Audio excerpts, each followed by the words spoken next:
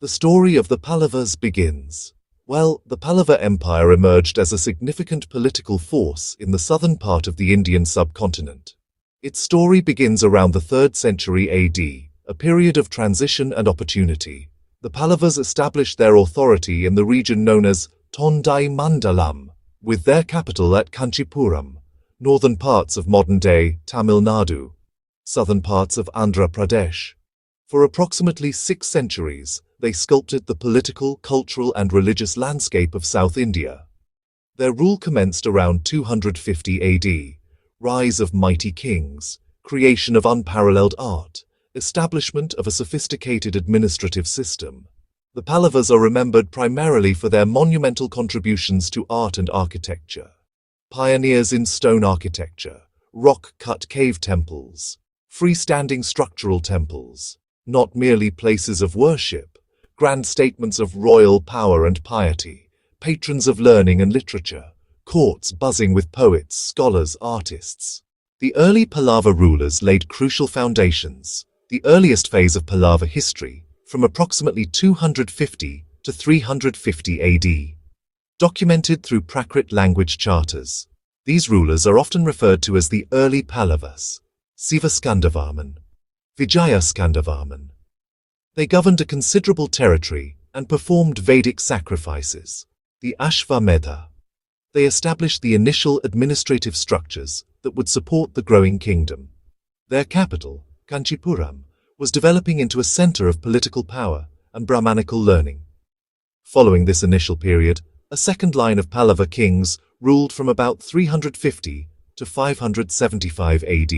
Vishnugupta, mentioned in the Allahabad pillar inscription of Samudragupta, who defeated him in a southern campaign. This suggests Pallava power by the mid-4th century. Despite setbacks, the dynasty endured. They expanded influence, patronized Sanskrit literature, and upheld stable governance. The true Pallava imperial age is often credited to Simhavishnu, who ruled around 575 to 600 AD. He crushed the Kalabras, restoring Pallava dominance and ushering in a powerful new era. He extended the kingdom to the Kaveri River Delta.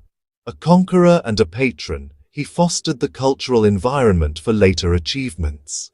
Simhavishnu created the launchpad for his son Mahendravarman I, a coming golden age. The imperial Pallavas, a golden age begins. The reign of Mahendravarman I, circa 600 to 630 AD, marked a pivotal moment. A warrior, a poet, a musician, and an architectural innovator. Initially a Jain, he later embraced Shaivism under the Saint Apar, reshaping royal patronage. He pioneered excavating massive rock-cut temples, revolutionary spaces. Mandagapattu proclaims a temple for the Hindu trinity, without brick, timber, metal, or mortar. Other early caves include Tiruchirappalli and Pallavaram. Amid innovation came war. Pulakeshin II advanced to Kanchipuram. Pulalur, c. 618 AD, saw fierce fighting. Despite pressures, he authored the Sanskrit farce Matavilasa Prahasana, the farce of the drunken ascetics, succeeded by his son Narasimhavarman III, Mamala, ruling about 630 to 668 AD. In 642 AD, he defeated Pulakeshin II and captured Vatapi. He assumed the title Vatapikonda, conqueror of Vatapi. He founded Mamalapuram, with monolithic rathas and grand mandapas. Arjuna's penance blends sacred narrative with vivid scenes of daily life. Under Mamala, Pallava art reached new heights, master builders of the south. After interludes under Mahendravarman II and Paramesvaravarman I, a new visionary would redefine stone. A golden age of structural architecture was about to begin. The zenith of power, Rajasimha, and the age of stone. Narasimhavarman II ruled from about 700 to 728 AD. His reign, largely peaceful, contrasted with earlier wars, enabling cultural focus. Architecture evolved from rock-cut to freestanding structural temples. Kailasanatha Temple, Kanchipuram, a masterpiece of early Dravidian architecture. Renowned carvings, a pyramidal vimana, and encircling sub-shrines set a model for later temples. The shore temple at Mamallapuram, structural elegance by the sea, twin shrines to Shiva and Vishnu, engineered to endure salt-laden winds. Its silhouette at dawn became an icon of Pallava achievement. Rajasimha also fostered Sanskrit learning. Kanchi's famed Gatika thrived. The scholar Dandin is said to have graced his court. A golden age of temple construction cemented the Pallava artistic identity. After Rajasimha, Paramesvaravarman II had a short, troubled reign facing renewed Chalukya threats.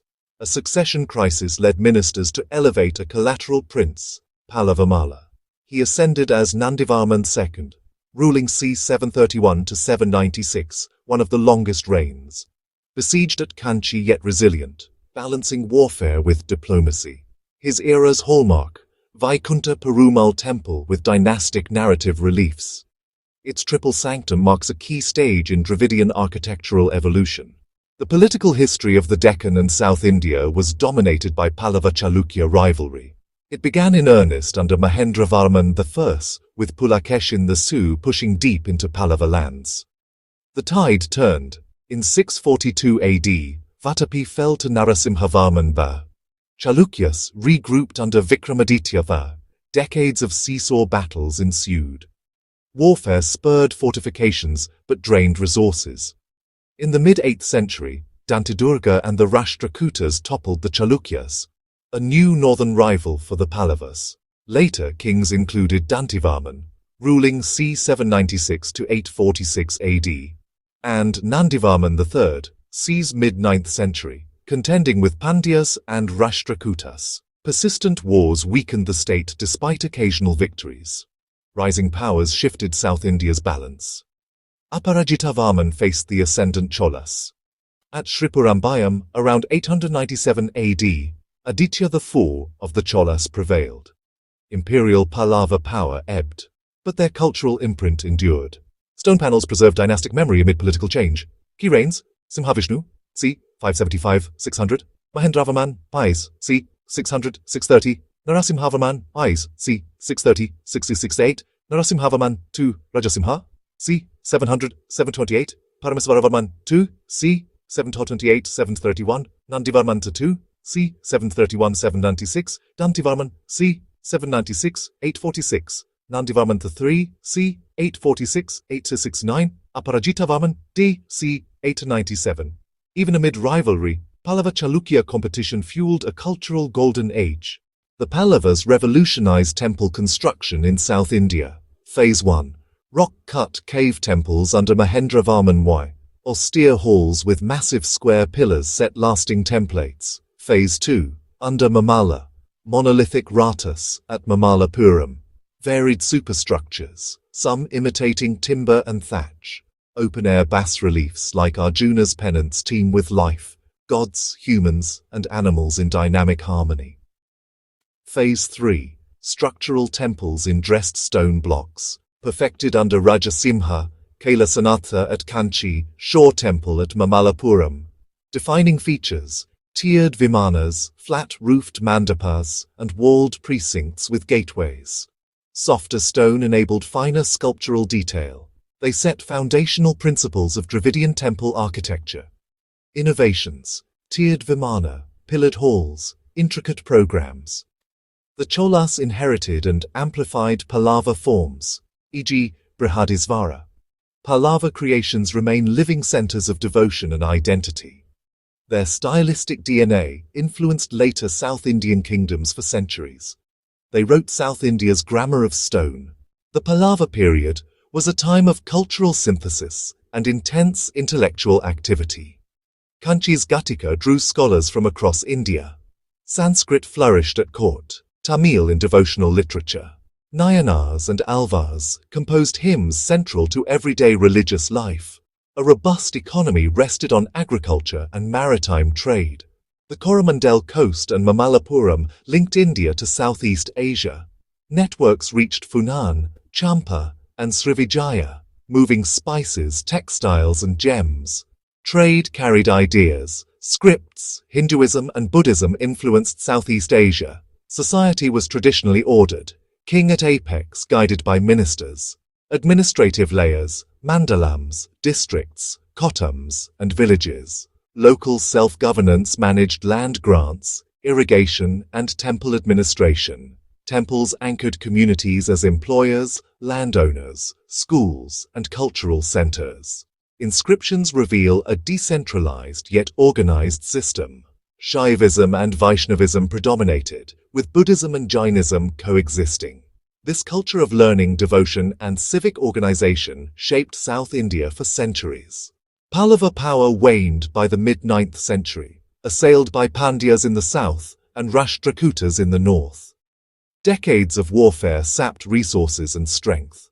Feudatories challenged central authority. Former Pallava vassals, the Cholas, rose under Vijayalaya. At Sripurambiam, c. 897 AD, Aditya the Fine defeated Aparajitavarman, ending Pallava dominance.